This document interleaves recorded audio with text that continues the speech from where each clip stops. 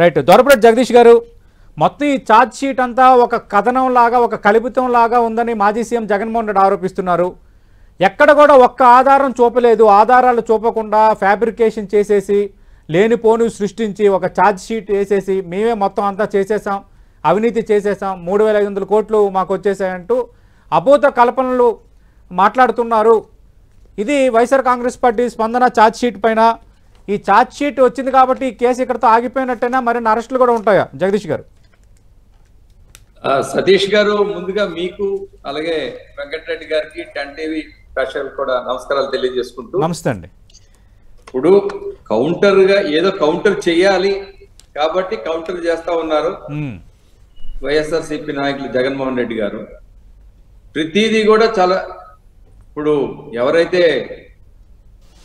SIT అయితే వేశారో special investigation team వెంట త్రూ ఎవ్రీథింగ్ అండి, అన్ని కూడా. ఎందుకంటే ఒక యాలిగేషన్ అందులో ముందు అసలు ఇది మాట్లాడే ముందండి, అసలు every citizen of Andhra Pradesh should feel sorry for ever the state of affairs అండి జరిగినవి.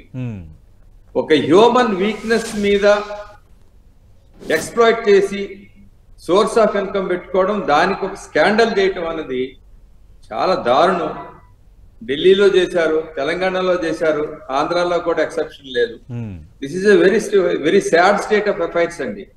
అసలు ఈ ఇష్యూ గురించి, ఈ ఇష్యూ ఇలా చేయటం అనేది అంచేత ఇందులో ఏమీ లేకుండా ఊరికే అలిగేషన్స్ తీసుకురావడం అనేది ఇవాళ ప్రభుత్వం చేస్తుంది అనేది అది కరెక్ట్ కాదండి.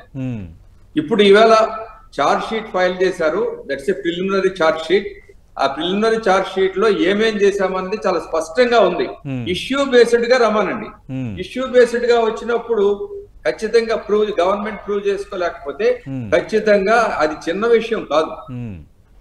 అంచేత చాలా క్లియర్ గా ఏ రోజు ఎవరింట్లో సెప్టెంబర్ 19, 2019 లో విజయసాయి రెడ్డి గారి ఇంట్లో అందరూ కలవటం, అక్కడ నుంచి 3 years అప్పుడుకున్న లాస్ట్ 3 years ఇన్కమ్ ఒకసారి ఇవాల్యుయేట్ చేయటం, దాంట్లో మంత్లీ 50 to 60 crores మనకు ఖచ్చితంగా వస్తుందని చేయటం, అక్కడ నుంచి ఒక స్ట్రాటజికల్ గా ఇప్పుడు ఎవరైతే రాజ్ కసిరెడ్డి ఉన్నారో ఆయన దగ్గర నుంచి ఏ విధంగా ఈ డబ్బులన్నీ మూవ్మెంట్ చేశారో అల్టిమేట్ గా జగన్మోహన్ రెడ్డి గారికి ఎలా వెళ్ళాయనేది స్పష్టంగా ఎస్టాబ్లిష్ చేశారు. ఎస్టాబ్లిష్ చేసి ఇవాళ ఇవన్నీ చేస్తా ఉన్నాం. అంచేత ఎక్కడ లింక్ లేకపోయినా, ఏది లేకపోయినా ఖచ్చితంగా ఇప్పుడు మనకి రైట్ ఇచ్చారు, మనకి కాన్స్టిట్యూషన్ రైట్ ఇచ్చింది. యూ కెన్ డిఫెండ్, ఖచ్చితంగా డిఫెండ్ చేసుకోవచ్చు, ఇది చేయొచ్చు ఖచ్చితంగా. అంచేత ఇవన్నీ కోర్టులో ఇప్పుడు అల్టిమేట్ గా కోర్టులో ఉంది, కోర్టులో తేలుతాయి. ఓకే, కోర్టులో తేలుతాయి. కాబట్టి దాని గురించి ఒకటే నేను అంటా ఉన్నాను, నేను నిజంగా మీరు ఇదైతే మీరు రిప్రజెంటేషన్ చేయొచ్చు, లేకపోతే ఈ చాలా డెమోక్రటిక్ వేవ్స్ లో చాలా ఉన్నాయి, వేస్ లో అవన్నీ చేయొచ్చు. అయితే ఇప్పుడు అరెస్ట్ అయిన వాళ్ళు ఎవరు మాట్లాడటం లేదు. నిన్న మిథున్ రెడ్డి గారు కూడా కొన్ని నేను చేయలేదని కానీ ఇది కానీ ఎక్కడ కూడా చెప్పలేదు అసలు. తర్వాత ఏమో ఇలాగా ఇంత ఈజీగా దొరికిపోతామని ఎప్పుడు ఊహించలేదు. ఓకే, టెక్నాలజీ ఇవాళ ఎంతవరకు వచ్చిందంటే మన ఇంట్లో మన ఇది కూడా ఏం మాట్లాడతాం అన్నది కూడా ఇవాళ టెక్నాలజీ ద్వారా మనం బయటకు కావాలంటే తెలిసిపోతుంది. అంచేత చేసినప్పుడు ఇవన్నీ కూడా ఆలోచించారో లేదో కూడా అది మాట్లాడాల్సిన అవసరం లేదు. అది అంచేత అయితే ఏమైతే ఒక మాటతో ఇదంతా ఫాల్స్ అని చెప్పడం అనేది కరెక్ట్ కాదండి. ఏదో ఇప్పుడు వైఎస్ఆర్ గవర్నమెంట్ ఉండేటప్పుడు ఏమీ ఆలోచించకుండా కేసులు పెట్టేసి అరెస్టులు చేయడం కాదు. ఇక్కడ అన్ని అవకాశాలు ఇచ్చారు. అవకాశాలు ఇచ్చినప్పుడు కొంతమందిని అరెస్ట్ చేసినప్పుడు ఆ స్టేట్మెంట్స్ రికార్డ్ చేస్తున్నప్పుడు కూడా చాలా టైం పట్టింది process. About 6 months 1 year process లో జరిగింది. ఏదో హ్యాపీజాట్ గా లేకపోతే ఏదో ఆవేశం మీద లేకపోతే ఎవరిని అరెస్ట్ చేయాలని ఆలోచనతో కాదు. అంచేత సిస్టమేటిక్ గా జరిగిన ఇష్యూ అంతా కూడా సిస్టమేటిక్ గా తీసుకురావడం జరిగింది. అంచేత ఆ విధంగా జరిగింది. ఖచ్చితంగా ఎస్టాబ్లిష్డ్ ఫ్యాక్ట్స్ ఉన్నాయి, అటు ప్రూఫ్ ఉంది, ఎవిడెన్స్ ఉంది. ఈవెన్ దుబాయ్ లో కూడా ఎక్కడ ఉన్నారో ఏ విధంగా ఉన్నారన్నది కూడా ఈవెన్ ఎస్టాబ్లిష్ చేసి అన్ని చేయగలిగారు. కాబట్టి ప్రభుత్వం చాలా పకడ్బందీగా, ఎందుకంటే అలిగేషన్స్ ఇవాళ ఒక ఫార్మర్ సీఎం వరకు వెళ్తా ఉన్నాయంటే ఒక ఎంపీలు ఉన్నారు, ఎక్స్ ఎంపీలు ఉన్నారు, వీళ్ళందరూ ఉన్నారు, ఐఏఎస్ ఆఫీసర్స్ ఉన్నారు, రిటైర్డ్ ఐఏఎస్ ఆఫీసర్స్ ఉన్నారు. వీళ్ళందరూ ఉన్నారంటే ఇదేదో ఊరికే సరదాగా లేకపోతే ఏదైనా కక్ష సాధింపు చర్యలు చేసే కార్యక్రమం అయితే కాదండి. Right sir. ఛార్జ్ షీట్లో ఆరోపణలు చేసినంత మాత్రాన నిజమైపోతాయా? 3,500 కోట్లకి ఆధారాలు చూపించాలి, ప్రతి నెల 50 నుంచి 60 కోట్లు వెళ్ళాయన్న దానికి ఆధారాలు చూపించాలి. కేవలం అప్రతిష్ట పాలు చేయడానికి ఆధారాలు లేకుండా మాట్లాడుతున్నారు. ఇది వైఎస్ఆర్ కాంగ్రెస్ పార్టీ వాదన సార్. ఇప్పుడు ఒకటే, ఇప్పుడు వెంకటరెడ్డి గారు చెప్పిన విషయాలే నేను చెప్తాను. మీరు అడిగారు, చెప్పండి సార్. అసలు పాన్ షాప్ లో ఏం కొన్నా కూడా డిజిటల్ సేల్స్ ఉండేవండి. వీళ్ళు అసలు డిజిటల్ సేల్స్ లేకుండా మొత్తం క్యాష్ అని పెట్టారు. అక్కడే స్టార్టెడ్ ద స్కాండల్ అండి. ఏదైనా సమాధానం చెప్పగలరా? అసలు ఎక్కడ కూడా డిజిటల్ సేల్స్ లేవండి 5 ఏళ్ళు కూడా. కాబట్టి అది మెయిన్ అంటే ఇంటెన్షన్.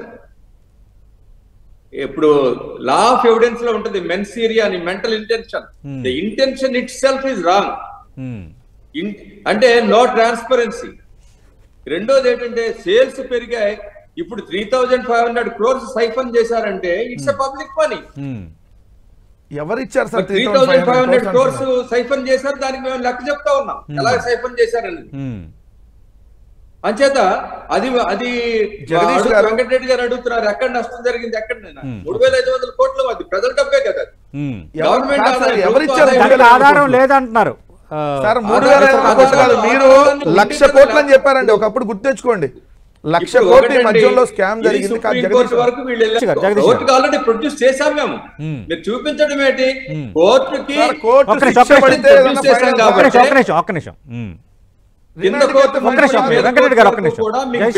చేస్తా ఉన్నారంటే దాని అర్థం ఏంటి? అన్ని ఎవిడెన్స్ అక్కడ ఉన్నాయి కాబట్టి. జగదీష్ గారు, ఇది ప్రిలిమినరీ ఛార్జ్ షీట్ కాబట్టి ఇంకా వేరే ఛార్జ్ షీట్ రాబోతుందా అన్నది ఒకటి. రెండోది, ఇప్పుడు దర్యాప్తు ముగిసినట్టుగా భావించాలా, ఇంకా మరికొన్ని అరెస్టులు కూడా ఉంటాయా ఇందులో? టోటల్ గా 40 మెంబర్స్ లిస్టెడ్ అండి. 40 మెంబర్స్ అక్యూజ్డ్ గా పెట్టారండి. కాబట్టి ఇంకా దర్యాప్తు కూడా ఉంటుంది, ఇంకా అరెస్టులు కూడా ఉండొచ్చు గ్రావిటీ బట్టి. ఇప్పుడు విజయసాయి రెడ్డి గారి గురించి ఏదైతే ఆయన వెంకటరెడ్డి గారు వాళ్ళు ఏదైనా చేయొచ్చు, మన దాంట్లో వీఆర్ నాట్ కన్సర్న్. అది అచేత రెండోది, ఛార్జ్ షీట్ ని మిమ్మల్ని నమ్మమని మేము అనలేదు. మేము కోర్టుకు ప్రొడ్యూస్ చేసాం. Court will decide. అచేత మీకు ఒకప్పుడు మీకు న్యాయ వ్యవస్థ కూడా కాదు. ఉన్నారు కాబట్టి న్యాయ వ్యవస్థ తెలుగుదేశం మీడియాకి ఎలా ఇచ్చింది? అధికారంలో ఉన్నప్పుడు న్యాయ వ్యవస్థను కూడా మీరు తప్పుపట్టే రోజులు కూడా ఉన్నాయి. మీరు ఇందాక మీరు అన్నారు, మీరు గతాన్ని కూడా మీరు ఒకసారి ఆలోచించండి ఏ విధంగా జరిగాయి, ఏం చేశారనుకుంది. మేము న్యాయ వ్యవస్థ మీద పూర్తిగా ఇది ఇచ్చి ప్రతిదీ కూడా అన్ని పక్కాగా చేసే కోర్టులో ప్రొడ్యూస్ చేసాం. డిఫరెంట్ స్టేజ్ లో కూడా మీరు బెయిల్స్ లో డిఫరెంట్ కోర్ట్స్ వెళ్ళారు, కానీ రిజెక్ట్ అయ్యింది. అంటే వితౌట్ ఎనీ గ్రావిటీ కానీ ఎవిడెన్స్ కానీ మనం అల్టిమేట్ గా కోర్టులు కూడా నమ్మకపోతే మనం ఇంకెవరు నమ్ముతాం? డెమోక్రసీలో అవన్నీ రాజ్యాంగ వ్యవస్థలు అవి. ఆ రాజ్యాంగ వ్యవస్థలు అనుసరించే మనం ఉండాల్సిన బాధ్యత మనకు ఉంది. మనకు ఇష్టం లేకపోతే దాని మీద నమ్మకం లేదంటే కుదరదు కదా. ఎవరు చెప్పారు? అంటే ఒక నిమిషం అంటే దొరపరెడ్డి జగదీష్ గారు, ఇప్పుడు మిథున్ రెడ్డి ఎంపీ అరెస్ట్ అయ్యింది, దాంతో ఇంకా తీవ్రత పెరిగింది. లిక్కర్ స్కాము ఈ స్థాయిలో అవుతుందా, ఈ ఛార్జ్ షీట్లో అంశాలు, లేదా అది తప్పని వైఎస్ఆర్ కాంగ్రెస్ పార్టీ అంటుండడం ఇవంతా. అంటే నెక్స్ట్ టీడీపీ నేతలు చాలా మంది మాట్లాడుతున్నారు నెక్స్ట్ బిగ్ బాసే అని. అంటే మాజీ సీఎం జగన్మోహన్ రెడ్డి అరెస్ట్కి ఛాన్స్ ఉందా ఇందులో? అడుగుతున్నానంటే కాదు, మీకు కూడా లా మీద ఎక్కువ అవగాహన ఉంది నాకు తెలుసు. కానీ ఇక్కడ జగన్మోహన్ రెడ్డిని నిందితుడిగా పేర్కొనలేదు. మాజీ సీఎం జగన్మోహన్ రెడ్డిని ఎక్కడ కూడా నిందితుడిగా పేర్కొనలేదు. క్విక్ బ్యాక్ గ్రహీతగా మాత్రం మెన్షన్ చేశారు. కాబట్టి ఫుల్ ఇన్వెస్టిగేషన్ తర్వాత ఖచ్చితంగా ఇమ్యూనిటీ అనేది ఎవరికి ఉండదండి. సుప్రీంకోర్టు సిట్టింగ్ ఇమ్యూనిటీ అనేది ఎవరికి ఉండదు. అక్కడ ఉన్న పరిస్థితులు బట్టి ఖచ్చితంగా అక్కడ ఉన్న దీన్ని బట్టి అయితే ఆ పరిస్థితులు బట్టి ఇదైతే ఖచ్చితంగా ఏదైనా జరగచ్చు. ఓకే.